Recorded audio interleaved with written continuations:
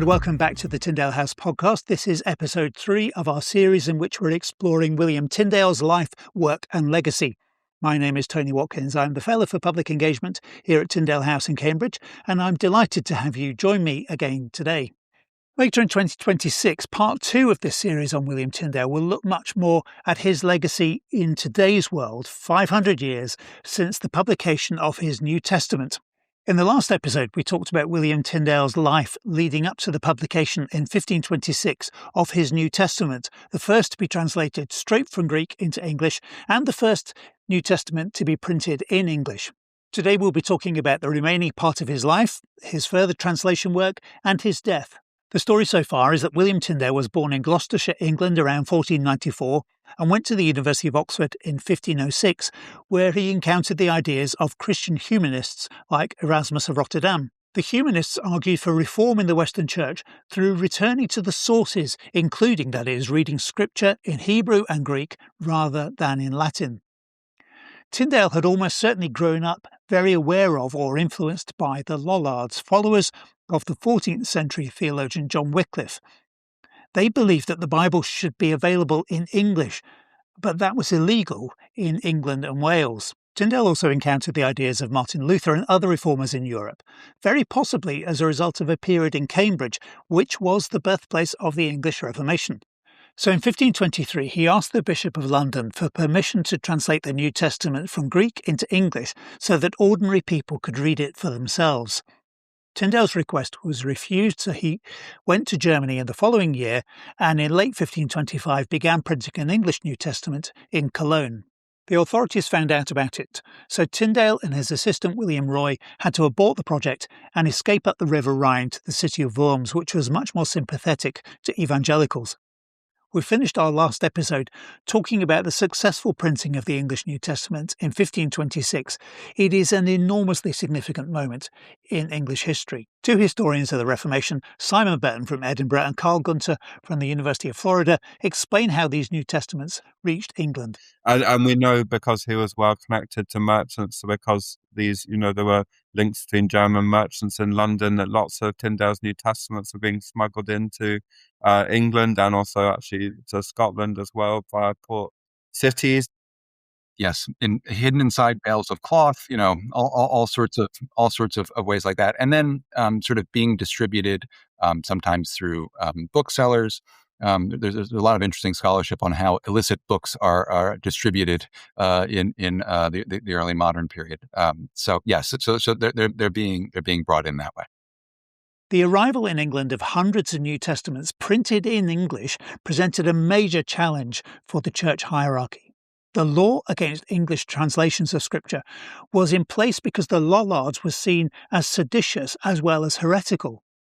So the establishment saw the spread of Tyndale's New Testament as something that would lead to the growth of evangelical ideas and therefore to rebellion. But when they're smuggled in, it's hard to stop them. Here's Carl Gunter talking about what happened. We know that they're spreading because we have evidence of concern about their spread. So right away in 1526, you have injunctions from the Bishop of London saying, this is a problem. We must gather these books up. Archbishop Warham begins a campaign to buy up copies of the New Testament to burn. And the argument, Tunstall's argument is, he says, I found 2,000 errors in the text. This is an erroneous text. And this is the argument that Thomas More will end up making too. It's not an argument against the Bible and the vernacular per se. It's that they view this as a heretical translation, one that has smuggled in Lutheran theology, sometimes through marginal notes, but more in terms of the word choices that they object to.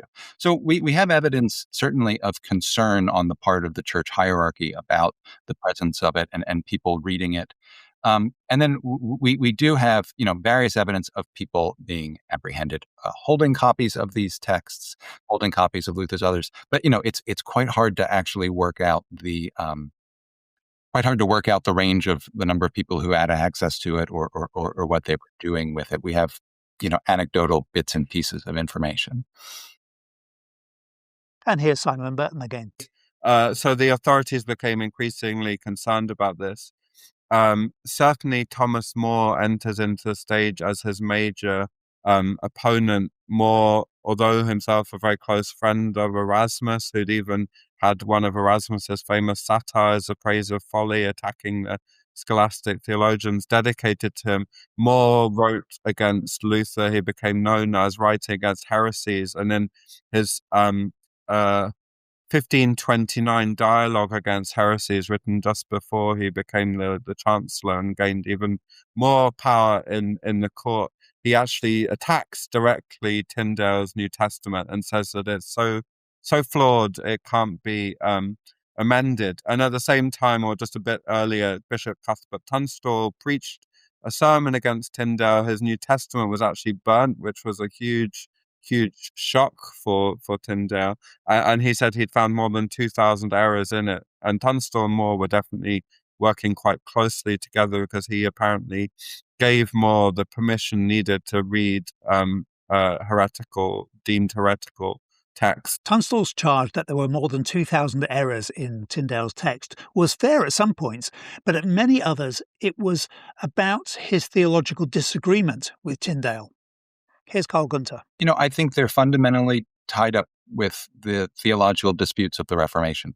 I think the only way to adjudicate them is to adjudicate those disputes, which are notoriously difficult to resolve. I'm not enough of a linguist to comment on English on Tyndale's the quality of Tyndale's translation. I will say this: Tyndale himself was very clear that his translation was provisional. He himself, throughout his lifetime, is continually revising and attempting to improve the text. So Tyndale himself did not view his translation as perfect, as in some way that the Holy Spirit had informed his pen as he translated. I mean, I think the disputes about the accuracy of Tyndale's translations are fundamentally the theological disputes of the Reformation. So, he's somebody who is uncompromising, I think, in his beliefs and his willingness to pursue them. I think he's also quite radical in ways that haven't always been fully appreciated. So, he gets into a huge controversy with Thomas More about the word choices that he uses for the translation of the English Bible. Instead of church, congregation; instead of priest, senior; instead of charity, love; so on and so forth. It would be wonderful if we could definitively know about William Tyndale's encounters with other reformers. He may have met Cambridge people associated with the White Horse Inn, people like Robert Barnes, Thomas Bilney, Hugh Latimer and Miles Coverdale. Or he may have met European reformers such as Philip Melanchthon, Ulrich Zwingli or Luther himself. But any records there may have been don't survive. Some scholars think that Tyndale spent time in Wittenberg when he first went to Germany, where he would undoubtedly have met Luther. But then he starts trying to print his New Testament in Cologne, which seems a very surprising move given what a staunchly Catholic city it was. It was not a place to find other key evangelicals. Tyndale may have been reliant on links with German merchants coming from his London contacts. Of all the cities in the Hanseatic League, that is the medieval trading federation of cities around Europe, it was Cologne that had especially strong links with the Hanseatic trading post in London called the Stahlhof, the name of which gets twisted into English as the Steel Yard. So it's very possible that when Tyndale was in London between 1522 and 1523, that he developed relationships with German merchants there who connected him with the right people in Cologne. As we heard in our last episode, that didn't work out well, so moving upriver to Worms with William Roy, his assistant, made good sense. It was a safer city with printers who could cope with such a big print job, and also a city where it would be easier for him to connect with the developments in the growing Reformation. Simon Burton explains how Tyndale may have encountered some of the streams within the Reformation. We presume that he was, especially Lutherans, because he was in Lutheran territories. It seems rather likely that he must have had encounters with Melanchthon and Melanchthon's kind of early systematic theology, as well as Luther, although we don't know that for certain. Tyndale's biographer David Daniel and also Robert Wainwright, a Tyndale and English Reformation scholar, have argued for a strong and growing connection with the Zurich Reformation with Ulrich Zwingli. and have suggested that by the time Tyndale was translating the Pentateuch, he may have had access to Zwingli's biblical commentaries. Certainly there's a major shift in Tyndale around that time to emphasizing with Luther Testament as a kind of one-directional relationship between God and creatures, to covenant, which Tyndale, very much like Zwingli, understands as a bi-directional relationship where there's kind of, in a way, conditions on both God and humanity. It is still driven entirely by God's sovereign grace. He doesn't abandon that principle in any way, but there's definitely kind of a conditionality which is much more connected to the Zurich Reformation and the Wittenberg Reformation. And Tyndale even goes so far as to say that covenant is the key to unlocking the whole Bible, which actually anticipates major reform movements in the kind of 16th, 17th centuries. William Tyndale stayed in Worms for a couple of years from 1525 before moving on to a city that was less connected to the reformers but was the centre of a huge amount of trade and had more and better printers. That city was Antwerp, which was then in the Netherlands. Alec Ryrie, Professor of the History of Christianity at the University of Durham, explains why, although it was less safe, Antwerp was a very good place for him to be. He's in Worms for... so much of this is difficult to piece together. We don't know the details of his movement. What we know is that by 28, he's in Antwerp. And Antwerp is going to be his base of operations for the rest of his life, for as long as he remains a free man. And Antwerp is a much better base of operations than either Worms or Cologne would have been, because it's one of the great commercial metropolises of Western Europe, the largest city, the largest port of the Low Countries, which was then, still is, one of the greatest concentrations of cities and of wealth in the whole of Europe. Antwerp is going to have some hard times in the rest of the 16th century, but this stage is very much that leading city. And of course, Antwerp is also the city that Napoleon would later call a pistol pointed at the heart of England. And while Tyndale isn't using it to launch a military attack, he is using it to launch a spiritual campaign against the English Church on behalf of his fellow countrymen, as he sees it. And it's Antwerp is by far the best place to have dissident works in English published. There's a big printing industry. There are compositors who have at least some passing familiarity with the barbarous language they speak on those islands. And it's also a city that is big enough and self-governing enough that the authority of its Habsburg rulers does not penetrate terribly far. So he's able to operate with a remarkable degree of impunity for a number of years. Tyndale continued to work on translating the Bible as well as writing on theological matters. By the later 1520s, he was translating the Old Testament from Hebrew. There's a story found only in the second edition of Fox's Book of Martyrs from 1570 that Tyndale sailed to Hamburg in 1528. Fox writes, "Where, by the way, upon the coast of Holland he suffered shipwreck, by the which he lost all his books, writings, and copies, and so was compelled to begin all again new, to his hindrance and doubling of his labours. Thus having lost by that ship both money, his copies, and time, he came in another ship to Hamburg, where at his appointment Master Coverdale tarried for him, and helped him in the translating the whole 5 books of Moses." Assuming the story is true, this would have been an enormous setback to William Tyndale's work.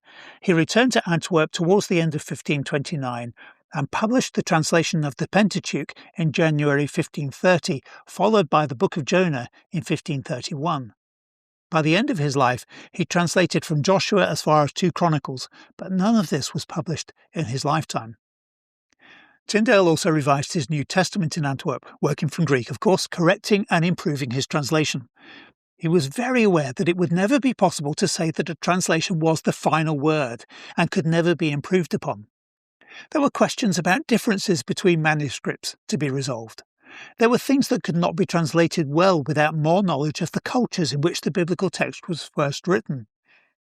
And then there's the perennial problem in translation of the fact that it is often the case that a word in one language does not have a direct equivalent in the other language, even when they're related languages. A word may have a range of meanings, of particular nuances in some contexts, which are extremely difficult to capture in translation. These challenges are even greater when translating from an ancient language that isn't closely related to the language that one is translating into. Historian Bruce Gordon, author of the Bible, A Global History, says that Tyndale knew that this would be an unending process. So they realized, Erasmus and these people, they realized it's not going to be solved in their lifetime. This will be forever an ongoing process. So Tyndale, Erasmus, Luther, they never believed that they had the absolute fixed text. They always expressed the idea that future generations would have better versions and would replace, would have new translations. They understood that translation would be an ongoing and dynamic thing. Now, interestingly, in many ways, Luther's translation has had this enduring, as has Tyndale had this sort of authority that has kept it through the centuries. But they understood that translation was a contingent act. It was based on the best knowledge you had at that time, and without doubt, there would be more knowledge in the future. So yes, there's an aspiration that you have the best text and the best translation, but none of them, I know of none of them, certainly of anybody of any consequence, thought that they had nailed it forever, including the King James translators. They never thought that their translation was forever. Tyndale's Revised New Testament was printed in Antwerp in 1534, from where it would quickly have found its way into Great Britain. But for all its practical advantages, Antwerp was not necessarily a safe place for Tyndale to be. Alec Ryrie explains some of the changes that were happening in England in the 1530s. The Netherlandish authorities, the Low Countries authorities, the distinction between the Netherlands and Belgium that we're familiar with doesn't exist at this point. There's all sorts of reasons why Tyndale is relatively secure, because power is dispersed and civic authorities have a lot of control. Nevertheless, this is clearly a regime which is more than capable of rounding up and executing folks who are involved in open heresy. And as to the English, once Tyndale's former acquaintance, Bishop Tunstall, has been booted up here to Durham on the basis essentially that he's too soft on heresy, too much of the gentleman. His successor, John Stokesley, as Bishop of London, working together with Thomas More as Lord Chancellor, the two of them lead a pretty serious campaign to smoke out Englishmen involved in heretical movements of one kind or another. Now, the actual executions don't start until after More. No, actually, that's not quite true. They're just getting going at the very end of More's tenancy as Lord Chancellor. So, but we're talking about the early 30s at this point. But it's getting clear by that stage that the level of danger is ramping up. But some of the changes in England worked in favour of the early Protestants. It's also clear by that stage that the political ground in England is shifting, and that, if anything, it's Thomas More himself who is more exposed than the people whom he is trying to crack down on the networks he's trying to close. But this is because most evangelicals in England have read the writing on the political wall have realized that if they can find a way of squaring their consciences with what King Henry VIII is trying to do, then they have a potential ally. What Henry VIII was trying to do was to have his marriage to Catherine of Aragon dissolved so that he could marry Anne Boleyn. Catherine had given birth to Mary, but had failed to give him the male heir he needed. Henry tried to persuade the Pope to grant him an annulment, but the Pope's refusal is what drove Henry to separate the Church of England from Rome. And that alliance may be a little uncomfortable in places, but it's well worth the cost of it. And you find a series of evangelicals from Robert Barnes himself, Thomas Cranmer, above all, Hugh Latimer, probably the greatest preacher of his generation, are willing to play this game, to accept to one degree or another that if going along with their king's marital adventures is what they need to in order to achieve God's work in England, then that's what they will do. In 1533, Archbishop Cranmer declared Henry's marriage to Catherine void and that his marriage to Anne was valid.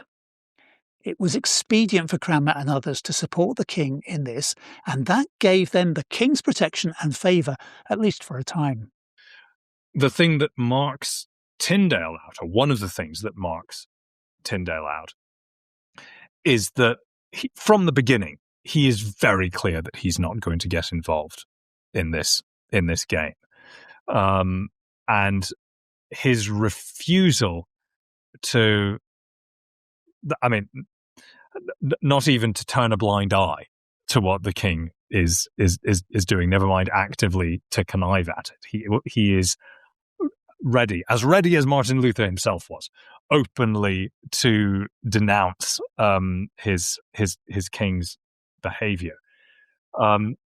Is what leaves him in such an exposed position.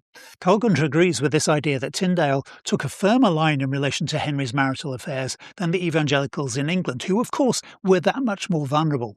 Yeah, I think there are a couple of things. One is that Tyndale is somebody who is willing to defy authorities, somebody who is willing to court hostility and persecution. There is a real strong tradition. It's a biblical tradition as well, that you find in Tyndale and John Frith and other authors, where they see testifying to the truth of God's word as something that will bring opposition from the world. And I think one thing that you can see maybe contrasting with Tyndale and others is that Tyndale is not operating within the royal orbit. There are a lot of people in the late 1520s and early 1530s who are seeking to advance their vision of true religion in some kind of fragile and negotiated partnership with the crown. Tyndale doesn't do that. He goes to the continent, translates the Bible, and you look at something like Tyndale's writings about the royal divorce. In the same book, it's sort of a plague on both houses. He critiques the papacy and the bishops, and at the same time says that the divorce is not something that Henry should do. The book that Carl Gunter is referring to here is Tyndale's The Obedience of a Christian Man, published in 1528. Unsurprisingly, that made Henry angry. Tyndale's hard line made him increasingly vulnerable at just the time that the evangelicals in England are having an easier time.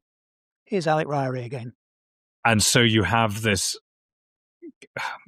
increasingly uncomfortable sense, but as the 30s wear on, that the fact that King Henry is becoming more and more willing to make alliances with these evangelicals is leaving Tyndale himself more exposed, not less. Because instead of simply being one of this movement, he now stands out as the one truly provocative figure, who Henry can, amongst other things, use to demonstrate his orthodox bona fides by saying, look, I can show Europe that I am still loyal to the one holy Catholic and Apostolic Church by tracking down and executing this heretic, by keeping a price on his head. For a while, Thomas Cromwell is able to offer him a degree of protection through intermediaries. There's no evidence they ever knew each other personally, but sooner or later his luck was always going to run out, and so it happens. Tyndale's luck indeed ran out in 1535. A young Englishman called Henry Phillips betrayed him to the authorities, but some senior figure in the Church of England must surely have put Phillips up to him and paid him.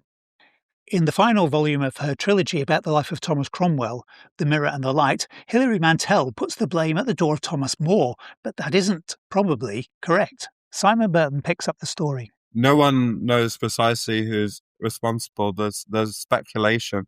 The person who betrayed him was called Henry Phillips. He was from a wealthy family. He'd fallen into debt through gambling. He seems to have fallen out with the government, and he made his money on the continent by betraying Protestant reformers. He insinuated himself into Tyndale's friendship and lured him out of the merchant's house, an English merchant's house in Antwerp, where he'd been living, kind of pushed him in a narrow alleyway, and there was a gang of soldiers waiting to arrest him. And then he was taken to the castle of Vilvoorde and tried, and a year or 18 months or so later executed. What we don't know is who Phillips was in contact with. The merchant who was protecting Tyndale and also John Fox said that certainly the hierarchy of the church was behind this. David Daniel, who's written the biggest, most authoritative recent biography on Tyndale, argues that this was probably Bishop Stokesley. Stokesley's agents had apparently been seen in Antwerp around the same time. He was just as opposed to Tyndale as More. In fact, he was close to More. And he also seems to have had, he came from the West Country, I think, certainly had a lot of knowledge of some of Tyndale's family and suspected them of heresy. And also he had a link with Magdalen Hall in Oxford, where Tyndale had been, and may have even known that Tyndale had been known for kind of preaching scripture and teaching theology when he was at Magdalen Hall. So that's the best surmise. Whether or not More knew about it or authorized it with Stokesley, I think there's no evidence, but there's no direct evidence it was Stokesley. It's unlikely to have been the king. The king was simultaneously angered by Tyndale's attack on his divorce, which ironically he shared the same attitude as Thomas More, or a similar attitude, but also liked his work on obedience. And Thomas Cromwell, who was sympathetic to Protestants, was trying to court Tyndale and bring him back to England under a safe conduct. So it's unlikely to have been the king. It seems more likely, if anyone, to be the church. It could have just been an opportune betrayal for money, but it seems likely that there was something more behind it. William Tyndale was imprisoned in the castle in Vilvoorde in present-day Belgium. And there's a letter in the British Library which he wrote from prison in September 1535 asking for a warmer cap, a warmer coat, cloth to repair his leggings as he was feeling the cold. But he finished the letter with a much more important request. But above all, I beg and entreat your clemency, earnestly to intercede with the Lord Commissary, that he would deign to allow me the use of my Hebrew Bible, Hebrew grammar, and Hebrew lexicon, and that I might employ my time with that study. Thus likewise may you obtain what you most desire, saving that it further the salvation of your soul. But if, before the end of winter, a different decision be reached concerning me, I shall be patient, and submit to the will of God, to the glory of the grace of Jesus Christ my Lord, whose Spirit may ever direct your heart. Amen. Tyndale was executed on the 6th of October 1536. He was strangled and then burned. According to Fox's Book of Martyrs, before he was strangled, Tyndale cried out, "Lord, open the King of England's eyes." That prayer was answered, at least in relation to having the Bible in English. Just 3 years later, in 1539, Henry VIII authorised the Great Bible to be read aloud in English church services. It had been prepared by Tyndale's friend and sometimes collaborator Miles Coverdale, and it includes everything that Tyndale had translated: the New Testament, the Old Testament as far as 2 Chronicles, plus Jonah. Coverdale made some revisions to make it less controversial and translated the rest of the Old Testament from Latin, not from Hebrew. Tyndale's work lives on today, as we'll explore in our fourth and final episode of part 1 of our series on the life and legacy of William Tyndale. If you haven't yet subscribed to our podcast, please do so. Like it, review it, recommend it to your friends, and if you're watching on YouTube, click the bell so that you'll be notified about the next episode becoming available. Thanks so much for joining us.